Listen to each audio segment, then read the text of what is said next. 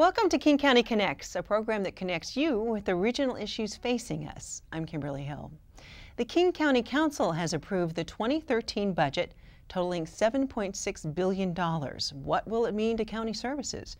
We're here with the Council's budget leadership team. Council Budget Chair Joe McDermott, Councilmember Julia Patterson, Kathy Lambert, and Jane Haig. Thank you for being with us today, and thank you for your work on this. I know it's kind of like the Super Bowl of what you guys do towards the end of the year. It's a lot of work. But let's talk first off, the Great Recession. A lot of the local governments around the country have been hit by the recession for a couple of years now. Are we still feeling the impacts, and is it still impacting services? Very much. King County has what local governments call a structural gap in our budget. And that means that our revenues don't increase at the same pace that the cost of providing the same services increase. And that has only been compounded during the Great Recession. So it costs a lot more to provide these services, and the revenues are not keeping up. Exactly. Which has been a problem for a while, but has been getting worse during the recession. And the recession has impacted it, and then we see it in how certain funds are even supported. For instance, the King County Roads Fund is, as more people incorporate and annex, we find ourselves with less and less money to support our roads fund. Well, let's talk a little bit more about that. Now, the roads fund is diminishing. Why is that? Because of all of the annexations in the unincorporated area. And these are roads that we're talking about are in the unincorporated area, right? Absolutely. The unincorporated roads fund has a number of problems. First of all, because of the annexations that Joe was just talking about, there are people that are now inside cities, and so they're paying their property tax to the city, and yet the road has remained inside the unincorporated area. So over 90% of the roads, even after annexations, have stayed with the unincorporated area. So with the annexations, we have about a third fewer people to pay into the fund than we had before. In addition, we're at the max of $2.25 per $1,000 of assessed value. And with many of the houses going down in assessed value, there's less money, about $90 average coming into the roads fund than there was before. So there's less money coming in, fewer people paying it, and the costs continuing to go up. So it's a bad collision course. And so we need to be down in Olympia next year, looking for a solution and having them find some other ways that we can deal with this in a more global way, because it's not possible for about 234,000 people to pay for those roads. In the meantime, we have a real challenge for educating the public about what our alternatives are without revenue sources to preserve and maintain the unincorporated county roads. We'll be going to gravel, and there are 5 different tiers of maintenance that will be achieved without funding, and none of them are attractive, and they don't deserve to be in King County. We deserve better than that. So our people deserve to drive on roads that are paved and well maintained, and we're concerned about the safety issues as well. How many roads are we talking about? Any idea? How many miles are going to gravel? But it's a big impact it's for over folks? 2,000 miles that we're talking about. It's in our strategic plan, so the SPURS report, but I don't remember it off the top of my head. So when this whole system was set up, it was supposed to be funded by everybody using the roads would pay into the tax. Well, actually, no. The unincorporated area tax paid for the roads in the unincorporated area. And then the city taxes, the people who live in cities, go to roads inside the cities. So therein lies the problem. If we're going to have a countywide system and there are not enough people in the unincorporated area to pay for those unincorporated area roads, then we're going to have to look at a more systemic way of doing it so that we have one county and one road system. So we are going to have to work with the cities and the state to come up with a better taxing source so that we can fund the roads. In the last 20 years, as the state has lived under the Growth Management Act, more and more areas in King County have incorporated either themselves or annexed into neighboring cities. And as they do that, they take more taxpayers, more property tax value, and at relatively small amounts of roads. So the number of roads, the number of miles stays relatively the same, while the number of people paying into it, the amount being received by the fund, goes down dramatically. What other impacts are we feeling from the recession still? Well, I'd like to add something to that. You know, at the depth of the Great Recession, about 13% of our population was living below the poverty level. And we are beginning to slowly move out of this recession, very slow and steady, but we still see a significant number of our people, of our neighbors that are living in poverty. And so what happens then is that there's a tremendous demand at our food banks. We're seeing many, many more people who have fallen into homelessness. And then there are some more hidden social ills that are the result of poverty. We're seeing more domestic violence and drug addiction, alcoholism. So essentially what we're talking about is a greater need for human services, for those services for people that are really struggling. And I think that we are very, I know my colleagues are very proud of this budget because we made significant investments into things like domestic violence shelters, legal aid for people who are in trouble because of domestic violence and other problems, and investments into our youth who are in trouble, that in trouble with the criminal justice system, helping them to change the pattern of their behavior so that they can lead successful lives. We, even though there's been a reduction in the amount of money coming into our budget, we still have a tremendous need for these services. About 72% of our general fund is criminal justice related. Right. And we had some big policy discussions about the sheriff's office, about the prosecuting attorney's office, about our courts and our jails, and how we can meet our mandated responsibilities in that arena and do it well and do it with less money. And so we had some very innovative solutions that we were able to work out with the prosecuting attorney's office, whereby next year they will be working with city partners in their defense offices, finding new ways to deliver prosecution and defense. We're also taking a look at what we can do with the sheriff's office. We added another officer to coordinate human trafficking issues. Human trafficking is a huge issue for us right now, and it was an effort that was not coordinated in any one department, either the port, the FBI, cities, or the county. So now we have a point of contact there. In addition, we found that we were able to increase the number of deputies that we were able to hire. It takes 18 months for an officer to be hired and go through the training process. We had originally looked at 6. We were able to increase that to 12. So we were doing a lot with rethinking the criminal justice area, being able to take those mandated services that we have to deliver for the citizens of King County and find better ways to do them. We're going to continue to look for efficiencies and maximize the dollars that go into that system by looking at new ways of achieving efficiencies through the lean process, through collaboration, and through leveraging our funds. You have to look at it pretty creatively. Yes. We also have brought in some experts from the National Center of the Courts to look at how we can add more technology to our court system so that our citizens will have better access through the computer to access the court system. So technology is another way that we're looking at reducing costs. The other thing is we opened a triage center, and so we have been able to now start having people go directly to the triage center if they have a mental illness, rather than bringing them into the court system and booking them, having them have jail costs, court costs. We can take them directly to the triage center. So that's been open about 2 months, and we are having some good successes already. Let's go back and talk about the budget process. The executive introduces the budget in September, and then you, as a body, vet that and come up with adopt those ideas or come up with some of your own ideas. But you also go out to your constituency to get input. How does that happen? We had a total of 4 hearings on the budget itself, additional hearings on other ordinances as well. But we make an effort to go out in the evening around the county. We had one meeting here in the courthouse in downtown Seattle. We also went out to Kent and to Bellevue to have an open public hearing for people to come in and share whatever thoughts and ideas they have about the budget.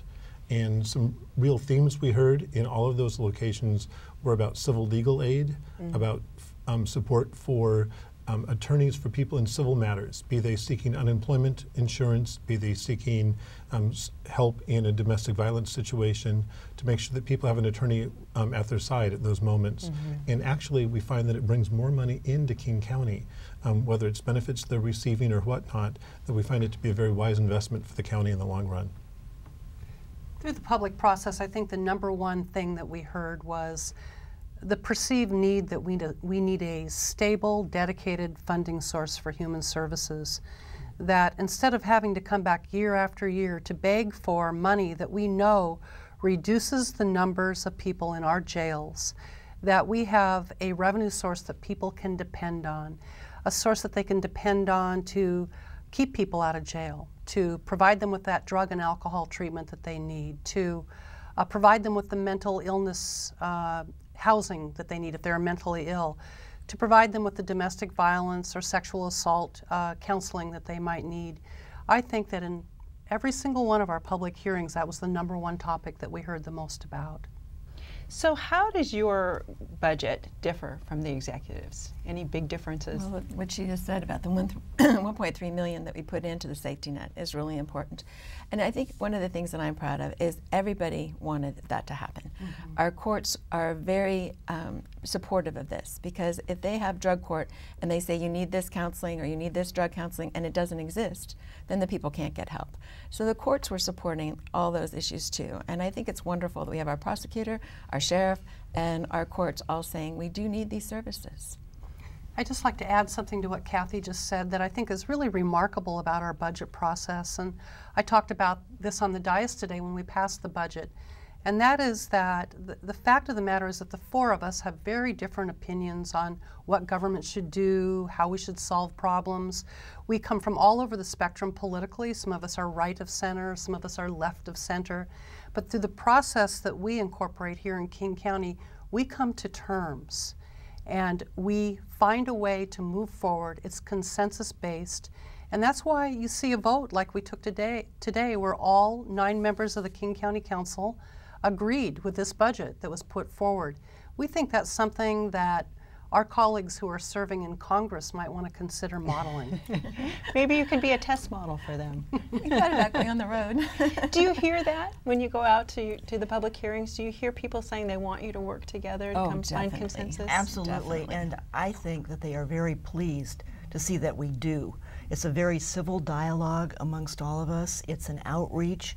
It's really trying to find the best way to deliver services that matter to these people, services that are efficient and caring, and are within the limited means that we have. And I think they're very appreciative of that. This budget only grew by 1%. Well, the cost of living has gone up far more than that.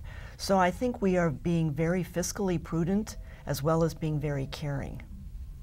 You're talking about the safety net, and you're talking about it as a strategic investment. What's the strategy there?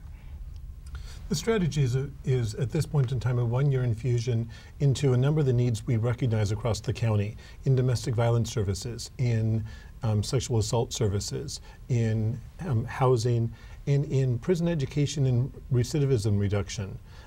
We set those pots of money aside and made investments in specific organizations, recognizing that those are really what we heard about in our public hearings. We know from history that the county's general fund used to support over $20 million in human services, and it's down to about $1 million out of the general fund itself. And so while we may not be able to maintain it, we wanted to be able to make this investment now, knowing that it pays off in the long run. Let's talk a little bit about transportation. The executive had proposed a transportation benefit district, and this was not passed by the council. You did not adopt this. Why? Well, it would have entailed a $20 vehicle license fee, a $20 fee per vehicle that's licensed in unincorporated King County. And that's vehicle license fees anywhere in the state really are a tough political lift. And the revenue it would have generated less than $4 million. Our annual gap in meeting our needs in the roads division is over $40 million. So it was a tenth, really a drop in the bucket of the need, and for the amount of political investment, wouldn't have been successful. And so we left that on the table, but we are committed to going to Olympia as one united county with other partners around the state to articulate the need for additional funding for roads. And as I mentioned earlier, as we've complied with the Growth Management Act, more people have incorporated to make sure that there's a new funding model that is sustainable, because the current one is clearly not. But the state's having their own money problems, and there'll be a new governor this year.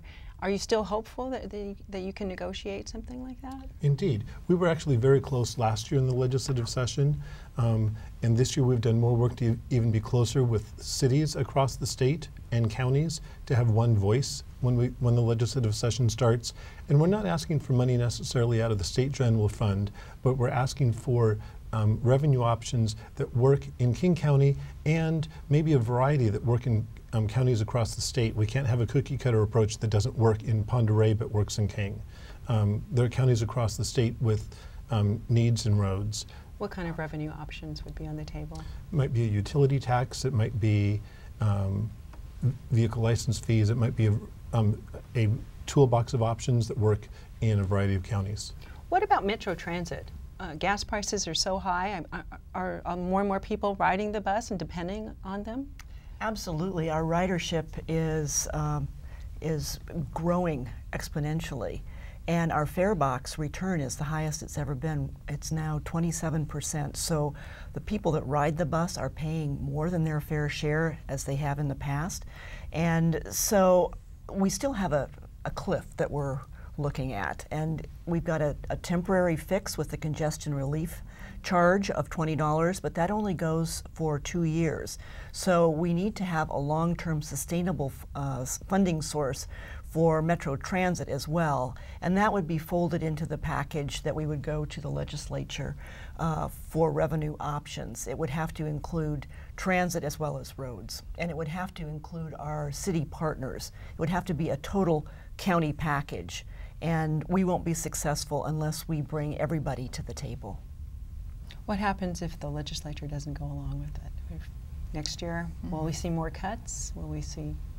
We will, and ultimately our success impacts the success of the entire state of Washington. King County is the economic engine for the state of Washington. If our efforts are undermined by the fact that we can't move people around, if people can't get to work on time or to school, it certainly affects the entire state. So I think that the state legislature recognizes the importance of our needs here. I feel confident that they will respond.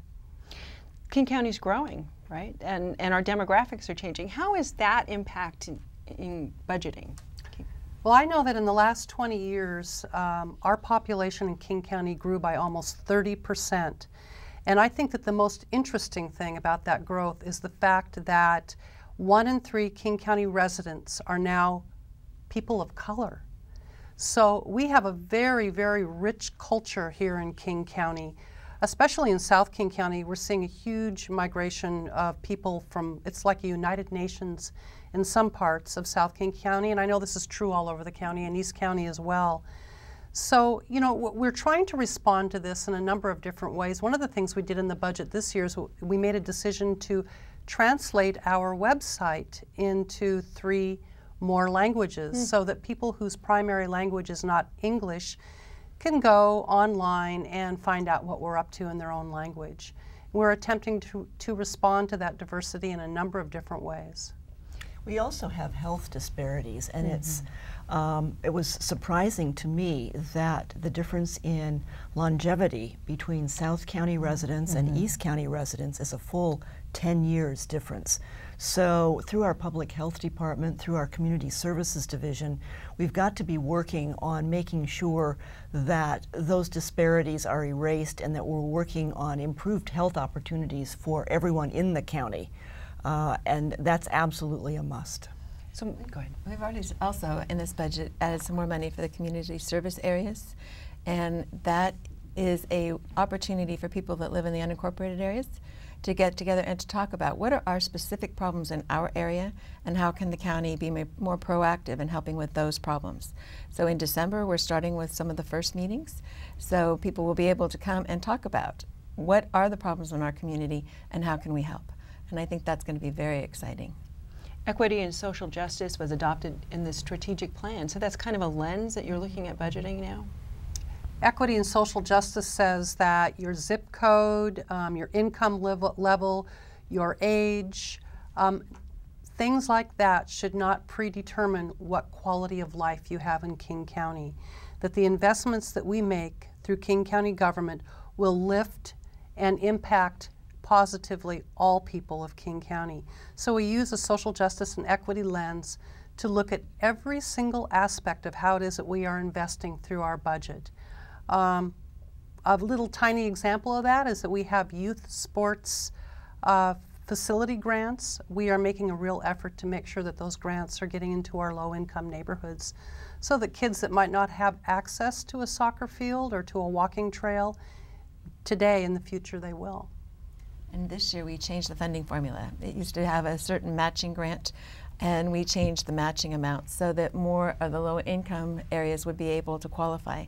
In addition, we worked with Councilmember Patterson in identifying that there are actually places in the county that they don't have the infrastructure to be able to apply for certain kinds of grants. And so to be able to go out, and we had For Culture go out and work with particular areas and say, who are the people in the area that can do this, and start building that infrastructure so that they will be able to apply for those grants. And that's an equity and social justice perspective that Councilmember Lambert just talked about.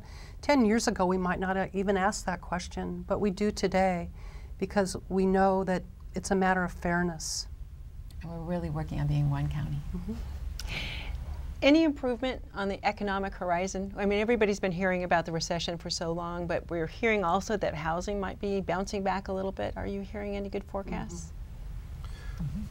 We hear that housing is starting to come back. Other economic indicators are beginning to lift, but at the same time we know that our tax revenues won't be at their 2008 levels for several more years. And so we're continuing to manage well with the resources we have. And looking at things creatively in terms of trying to find efficiencies. Indeed. You all represent different areas, different constituencies, as we talked about before. Do you all have one thing that you're most proud of in the budget? And I'm going to start with you, Jane. Well, I'm really proud about the efficiency and the caring. And we, as a government, have done so much to cut costs, to streamline our bureaucracy, to find ways to deliver services more efficiently, but it's not just the efficiency, it's the caring. And so combining those two while reining in the county bureaucracy, I think just speaks to government being a great partner. And everybody loves to hate government, but when we explain what we've been doing, I think people are taking a new look at King County, and that excites me a lot. Great. We've spoken about the needs for human services that we've identified, and at the same time the county is beginning to respond to the Federal Affordable Care Act, or Obamacare. And as we look at how to provide health care services, we recognized, and the council added to the budget some direction to the executive to look at possibly combining our Department of Community Health and Community and Health Services and Public Health, recognizing there's a fair amount of overlap in some of those areas, and to come back to us with an implementation plan to address that. And I think that's a way to provide services in a more responsible manner, more streamlined, and continue to meet needs, particularly as more requirements come upon us. So you'll be looking at that next year? Very much so. Okay. One of the systemic things we did in this budget was to begin to start looking at succession planning. We know that we have an aging workforce, none of us, but there are people that are getting older. And so looking at the succession planning and making sure that the wisdom of the employees that we have already can transfer to some of the younger people.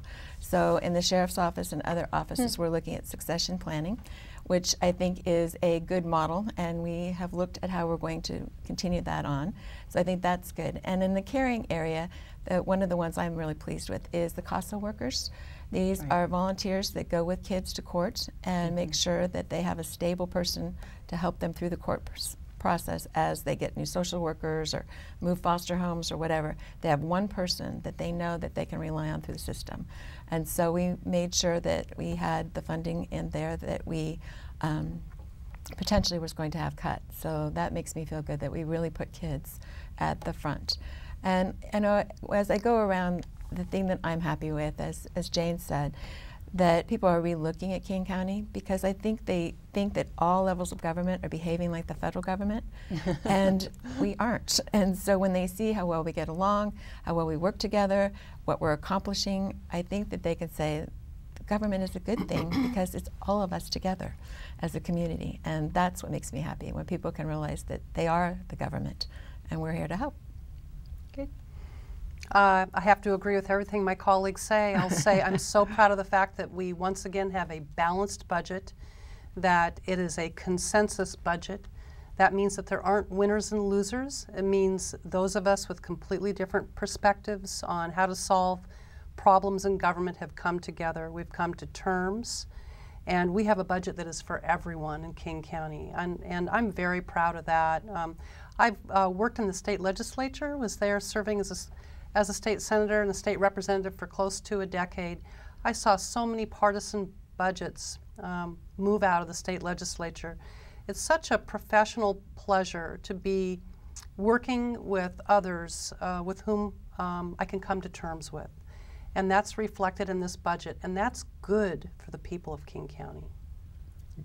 And we maintained the highest credit rating possible, the AAA credit rating, even since 2007. So that was huge. Well, congratulations on all your work, and thank you all for your work and your leadership. Thank you. Thanks for being here.